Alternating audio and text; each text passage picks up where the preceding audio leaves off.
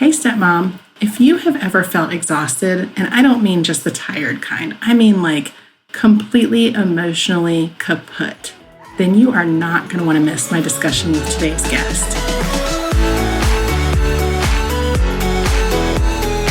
I'm Cameron. I spent years building my career and creating a life I loved.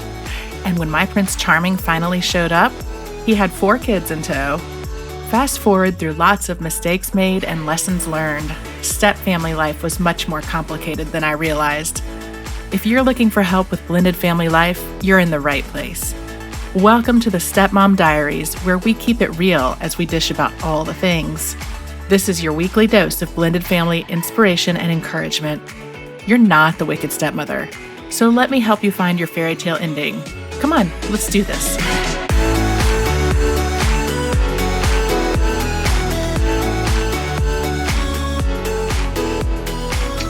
Welcome! Today's guest, you guys, I'm so excited about this. Today's guest is talking about something that I think we can all relate to as women, but especially as stepmoms. And I've so been looking forward to this discussion. Today we have with us Nancy Collier. And Nancy, am I pronouncing your last name right? I hope I am. You are. Exactly right. Okay, great. Nancy is a psychotherapist, an author, an interfaith minister, and a public speaker. A longtime student of Eastern spirituality, she's a thought leader on mindfulness, well-being, and digital life. Featured on Good Morning America and the New York Times, USA Today, and other media, Collier is also a regular blogger for Psychology Today and HuffPost. She is the author of the new book just came out on the 1st of November, The Emotionally Exhausted Woman, Why You're Feeling Depleted and How to Get What You Need, available this month. As I said, on the 1st. She is also the author of Can't Stop Thinking, The Power of Off, Inviting a Monkey to Tea and Getting Out of Your Own Way. In addition, Nancy spent 25 years as a top-ranked equestrian on the National Horse Show circuit and serves as a performance consultant to professional athletes and artists. That is interesting, and I need some advice on my tennis game. Nancy, I've been so looking forward to this. I know that you didn't write this book for stepmoms, but this is like exactly, I was reading through the first chapter, and even the first question, the first sentence of your book is something that I think every stepmom can relate to, which is who's taking care of you? And then going on to talk about, the reader as someone who shows up for everyone in their life, but abandons their own needs. And that just so hit home for me. I have so many questions for you. This is just great. Yeah. But first, tell me a little bit about why you wrote this. Where did this come from? Well, I've been a therapist for almost 30 years, and I've worked with a lot of women, and I've known a lot of women, and I am a woman in this culture. And so I had a lot of research from the field about this epidemic, really epidemic of female exhaustion. And what I saw was that we were talking about it in ways that were not helping about, we do too much. Yes, that's true. We don't say no. Yes, that's true. But why?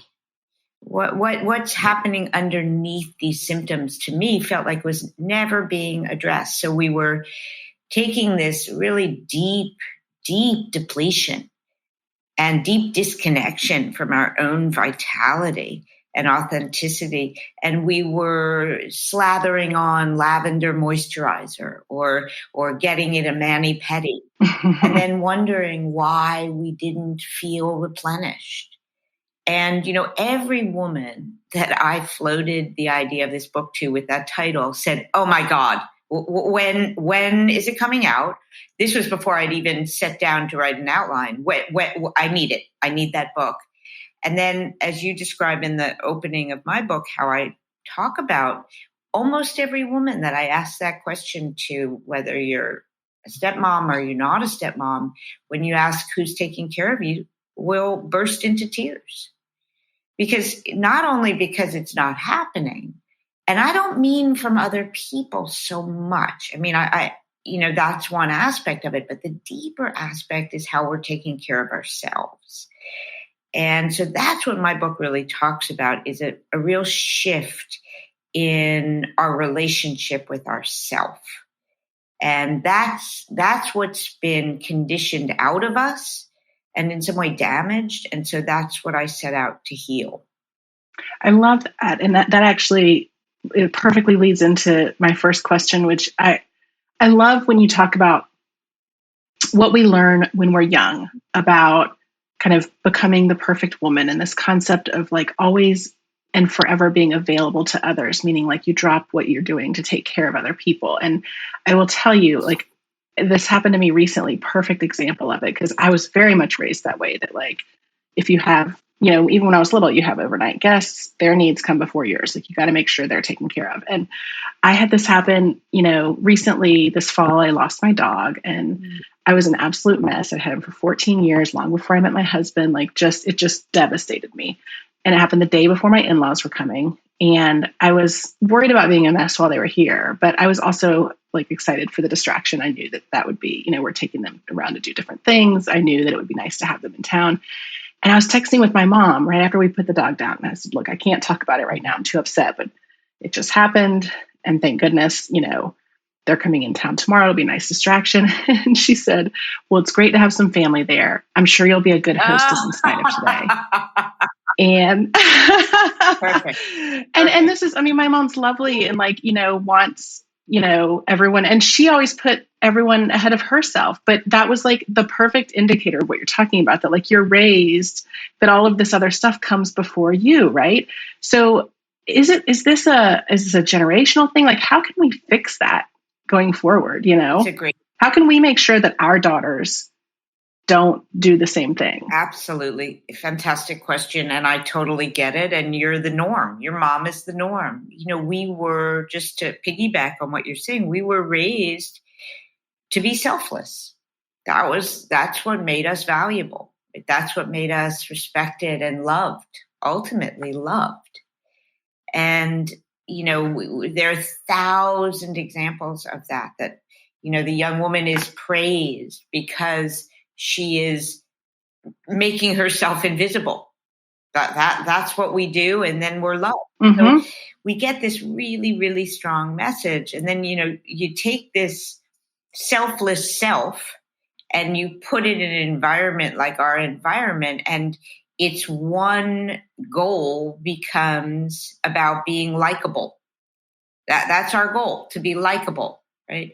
Because if we're likable, the end result is that we're going to be safe. We're going to stay loved. So this selfless self turns into the woman whose operating system is all about being likable. I can throw away my truth. I can put it aside. I have no needs. I have no wants. As long as you like me and you're comfortable with me, that becomes how we operate.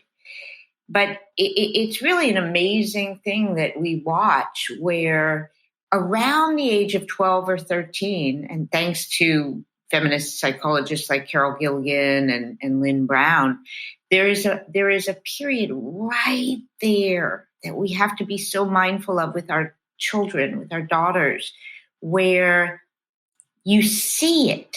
There is this understanding that if I show up fully, truthfully as me, if I have wants and needs, if I'm the whole me, well, I'm not safe.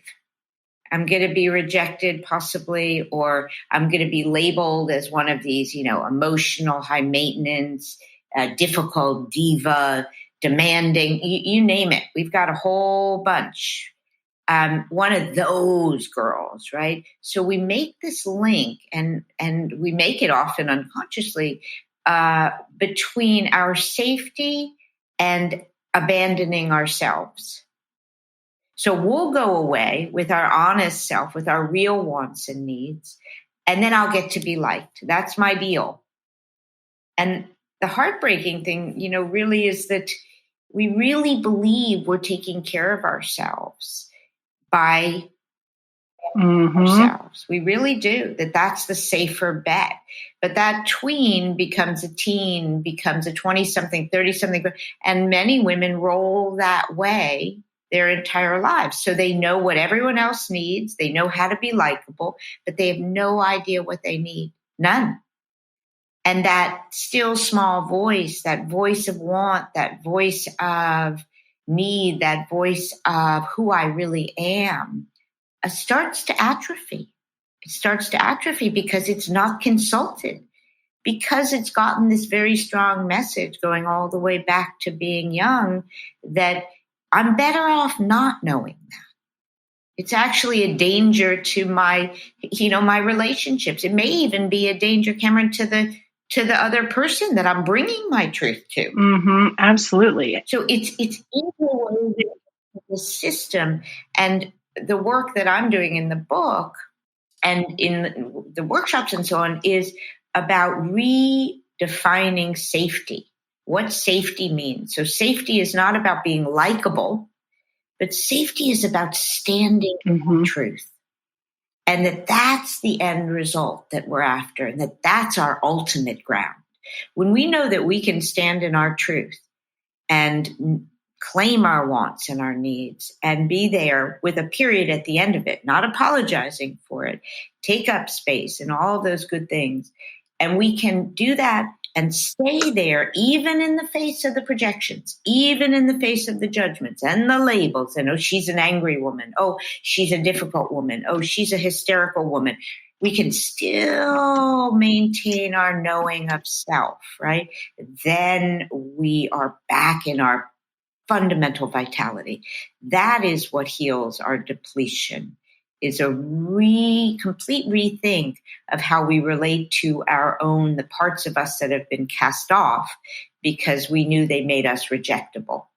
That's so interesting. And I think, especially for the stepmoms that are listening, I mean, the whole concept of likability and sort of putting yourself aside so that you can win points with other people.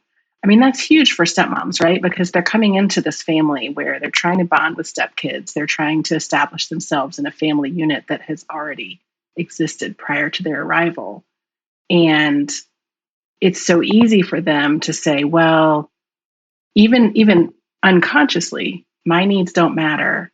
They'll like me if I make sure that, all the things are done around the house, or if I, go out of my way to do stuff with the kids, even though I don't want to do it, or whatever it is. It's an impossible. And then all of a sudden they wake up. It's an impossible predicament. And they figure, they wake up 6 months or a year into it and they're like, oh my God, what has happened? I've completely lost myself here. That is very particular. Parents. That is very particular because, if you're the, I guess you still call it the biological mom. I'm not sure what you call it anymore. I've lost. Yeah, biological or primary. Yeah. I'm afraid to use any words now. So a biological or primary mom. that we have this legitimacy. A little bit. I mean, as women, we don't really have any legitimacy to validate and honor our own wants and not operate from should. But we have a little more as a biological mom that I can take care of me in the face of my relationship with my kid because I'm the mom. But when you enter as a stepmom, my goodness, there's so much pressure on you to get these kids to like you. So what is already, as you're saying very insightfully, is already built and wired and everything into us, this need to be likable, because likable means we're safe and we won't die. Essentially, we'll be emotionally safe, we'll have self-esteem, we'll belong, all the things we need to survive that Maslow explained in his hierarchy of needs. But we already have that wired in. And then you add this situation where there is a cultural kind of background message that they don't want us there as stepmoms. They don't want us there. They wanted their mom. You're like the booby prize, if anything. And so you bet you get off to a rockin' start there. First, let them get them to like me. And you add that on to our natural obsession with being liked. And it's not our fault. And it's a really tricky situation. So one of the things I help stepmoms with is, and it's really hard, but to enter there as a full woman. You're still imagining that you're modeling I matter.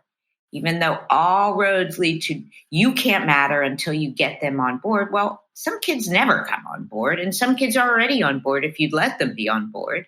But we have to still work at that and harder as step parents to not fall down that rabbit hole of above and beyond anything. They have to like me, so then it'll also work with my new husband. And there's so much. It's a minefield in there. It totally is. This is so fascinating. So, and it's interesting that, we've made so much progress as women in society, and, women in corporate structures and, leading organizations and all of this stuff, but yet we still kind of expect ourselves to put our needs aside, and we still don't want to advocate for ourselves. And that's something I work a lot with stepmoms about is kind of developing your voice and learning how to advocate for yourself, starting, as I think you suggest, with you, and then moving outward and developing that ability to say, hey, I actually need this. And that's where I think, it's interesting. You talk a lot in the book about the self-care industry and this $11 billion, huge industry selling us all the things. And I know that I'm super susceptible to it. I mean, give me a good lavender bath scrub or, some kind of candle that, I am all in, but you really have to, and I talk about this with stepmoms. I mean, you have to figure out what it is that you need and what's going to take care of your need. And it may or may not be that bath scrub or that massage or whatever. And I don't know why. So let's talk a little bit about that. Why doesn't bubble bath work? Well, the problem is not that we have dry skin or need a bath. The problem is that long ago we left ourselves behind in order to take care of ourselves. The problem is that everything that we've been rewarded for serves to make us invisible. So, we treat that selfless self with a sound bath or with, wrapping up in a chocolate cashmere blanket. We treat it with that, but it's self-care for a selfless self. So how deep can that really go? The problem is we've left the scene. And, again, if we come back to this Maslowian hierarchy of needs, at the very bottom is water and food, physiological sleep, and that sort of thing. And right up from there is emotional safety. That's our second primal need. And then you come up from there and it's belonging. And then you come up and it's self-esteem. So you take something like likability, and that's a trifecta. That's got all of it right there. If we're liked, right, we're safe, we're not going to die, we're not going to be excluded, we've got self-esteem, we belong. So these are really complicated things to wire out of us because our very survival is at stake here. So we come in with this, now I think it's up to $14 billion industry. And, the thing about it is on the benign level, it's temporary, it's surface. It doesn't even get at our depletion where we don't know what we want and need. And most of our wants are now they're shoulds masquerading as wants. They look like wants, but they've been so acculturized that they're shoulds.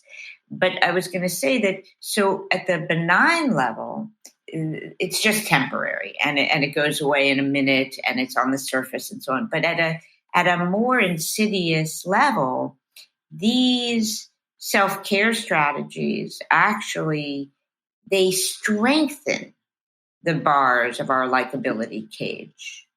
They actually trap us there tighter. And I say that because of a number of reasons. For one thing, self-care has become, like everything for women, another way for us to blame ourselves, right? Are you doing your self-care? No. Are you really doing? You're not doing it. You're the reason that you're so depleted. So it becomes another should. We've God, already, that's so true. we've got so many shoulds, but it's another one. Now we should do it. We don't even really necessarily want to do it, but we have to be, a woman who's taking care of herself. We also see that with self-care, again, it's this message of the answer lies outside of us. We're again chasing something. There's some guru, there's some anti-aging cream, there's some, place in Bali.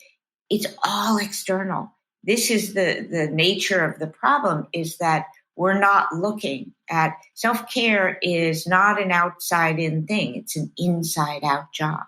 It's an inside job. It's not about doing or buying self-care. It's about being self-caring. Very, very different thing. And so it keeps us on this extra. I love that. It's about being. It's about being. And, really, it's a distraction. All of this self-care industry and the candles and the water, and they're lovely. There's nothing wrong with them. But they distract us from the real contemplative work of what is it that we're longing for? We long since left behind this whisper of want, right? It doesn't make a sound much anymore.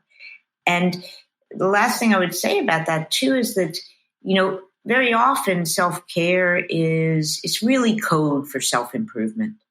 It's just a lovely way of saying, because the underlying message for so many women is still, there's something wrong with me if I have wants and needs that don't fit into the way they should look, right? So my whole journey in life is about bettering myself or fixing myself or evolving. I mean, we have much more beautiful words now, but really it's code for self-improvement. And we're still on that wheel because we still haven't allowed ourselves to be here with all our parts, even if they're going to be judged, even if they're going to be labeled and attempt to be dismissed, that won't be a threat once we land in our own shoes. Have at it.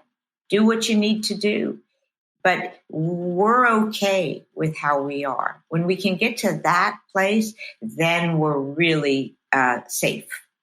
So for the stepmom that's listening today and saying, really, I think it certainly resonates with me. I think it's going to resonate with a lot of our listeners. The stepmom that's listening today says, oh my gosh, I hear this. I totally get it. The inside out, you've got to start with the inside and move out. What's her first step? So we always start with awareness. We have to start with awareness. You start noticing, where am I trapped in this likability cage? Where am I adjusting my truth? Not quite fibbing, but maybe sweetening, debarking, managing everything I present so as to control the perception of me. Where am I turning my whole way of being in order to make sure the other person is okay? And what does that cost me? At what cost does that come? Because every time I make something okay, or I make it work for my stepchild, or make it work for my husband, it's not that we don't want to, stop making it work, but start noticing every time I do that, what I'm really doing is leaving myself behind. What I'm really doing is strengthening the system that their needs and keeping them okay and keeping myself likable are really as much as I can expect from life. So we start noticing. If we just noticed how infrequently as women and stepmoms we tell the truth, just the real truth, like what we actually feel, what we actually want. It's very rare. It's very rare because that can feel That's so true. So scary when you start realizing that. And then we have to start inserting new ways of talking to ourselves. Like what you want matters, right? You're responsible for telling your truth, not the results of that, not the results of that. Or I'm not to blame for what's wrong in their life. I'm not to blame. I'm not to blame. We sometimes have to repeat that 5,000 times in a day, right? I didn't cause it. And it's not my responsibility to fix it. Because one place stepmoms come in is as sort of the grant, we're already conditioned to, take responsibility for whatever is wrong in someone's life and then fix it. That's our job here on earth, right? We fix it. And if we absolutely, when we enter a new family, oh my God, we jump into master fixer, right? I can be the fixer. That's a big role that stepmoms step into. So if we don't want to follow that as a pattern, we can start by inserting these they're kind of mantras, I'm not responsible for. We want to get into that new family as a whole person who's not just there for them, who's not just perfect and whatever they need to be, because that system's going to fall apart. That system, I can promise you, as I've walked a million women through it, it ends up in resentment, it ends up in difficulty, it ends up when the actual you, who can't keep that up, who's so bone tired, she eventually breaks the system down. So know that can't last. I understand it's the instinct, and it continues to be the instinct for years. But so we start to insert these new things, and then we practice them. We practice telling the truth. We practice not taking the blame. We practice not shoulding on ourselves and bringing our want. Remember, we're modeling this for our new kids. So we have some pillars there where we have, we first awareness, compassion for what it's cost us to live inside this likability cage, to do it the way we've been doing it. Then we insert new ways of talking to ourselves, and then we practice and we remind ourselves of the larger context. This is about setting up a way of being in this new family that's going to be sustainable. It's hard at first, and I have to break some real habitual patterns, but it's about creating something real. Because ultimately what we've learned, Cameron, in this society is we've learned that it's more important to have a relationship than have a self. It's more important to have relationship than to be related. In other words, to be known. It's more important to have relationship with others than it is to have relationship with ourselves. We have to practice not living that. I think that's so true. And, I really like the idea of, giving yourself permission to kind of think the ugly thoughts and sometimes to say the ugly things and the awkward things. And, I talk about that with stepmoms too. I mean, you have to be willing to have uncomfortable conversations and awkward conversations. And it's only through having those that you can really get to a point where you can kind of keep this family together because you're being your authentic self and you're sort of articulating the things that absolutely maybe people are hesitant to articulate, Absolutely. And one of the things with step parents that I've found, and sometimes I see this with divorced parents as well, where there's this very strange expectation that it be, I don't know, Christmas or Hanukkah every day. That because you're there, it's this magical time.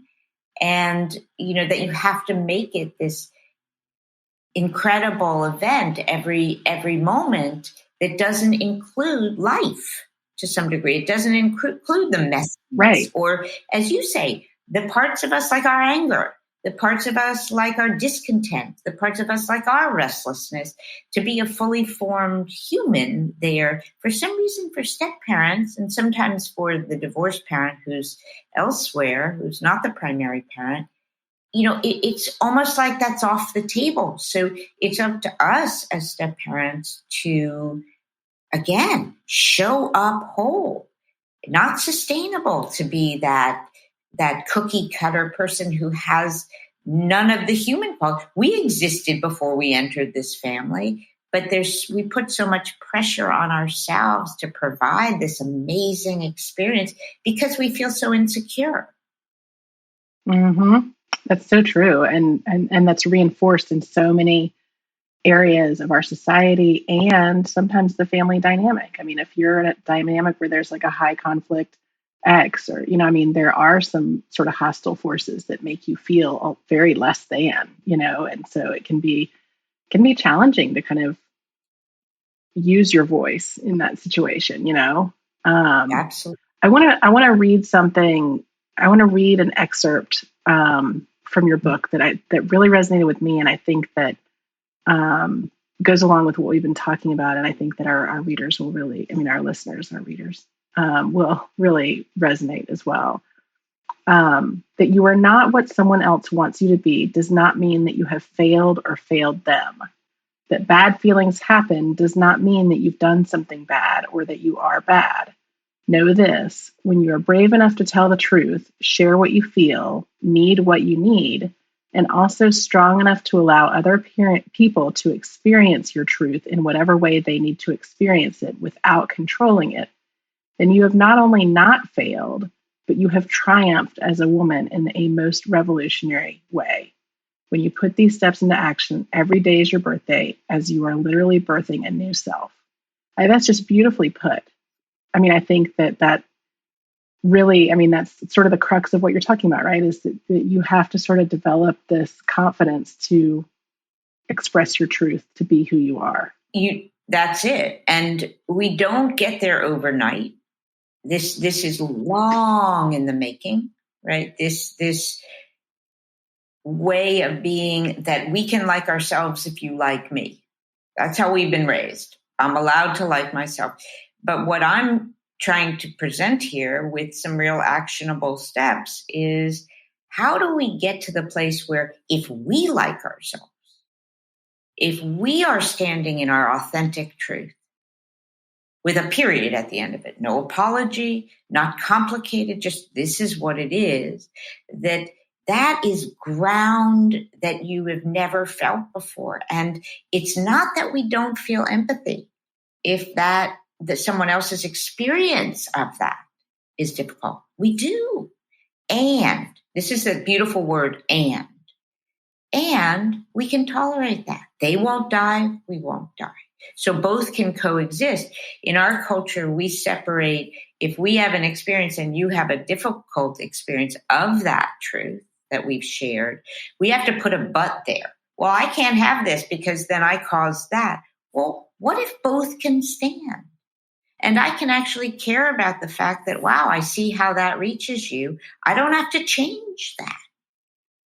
God, that's like dropping a pack that weighs 400 kilos. I don't have to change it. I can listen and understand.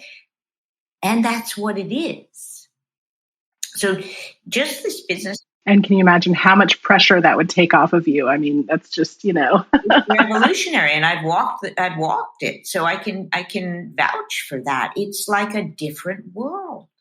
And again, there's this myth in our culture that when we do that, we have two choices, right? We're selfless or we're selfish. So if we go to owning and standing in our own experience, our own truth, claiming our place there, right? Not aggressively, just naming it, just this is what is, right? Then automatically we're rejecting the other person. We're aggressive. We're doing all this stuff.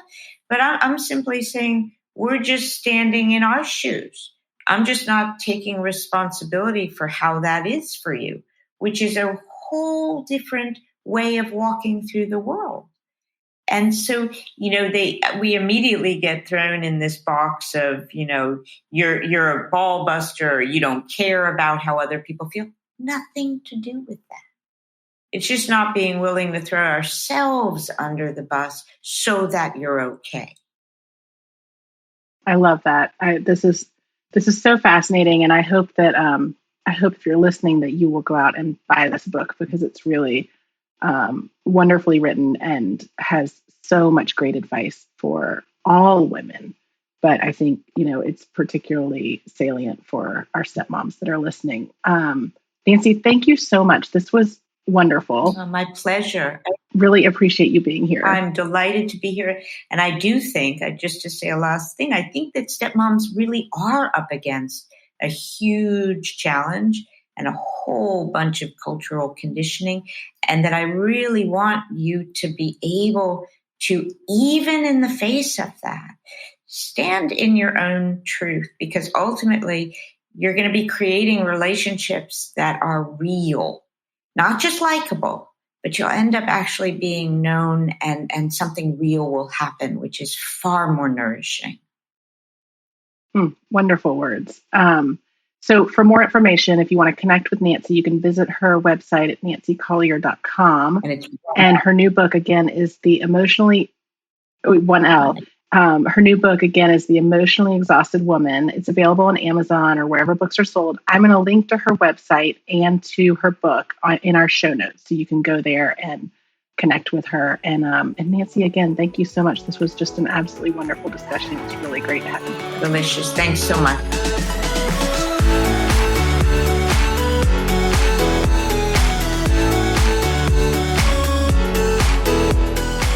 That's it for this week. If you've enjoyed our chat, I hope you'll help spread the word. Share this episode with friends and head on over to wherever you listen to podcasts and leave me a review. And don't forget, for more great stepmom content, head on over to thiscustomlife.com and follow me on social media. Just search This Custom Life on Facebook, Instagram, Twitter, and Pinterest. Until next time, you keep being you and know that we are in this together. See you here next week.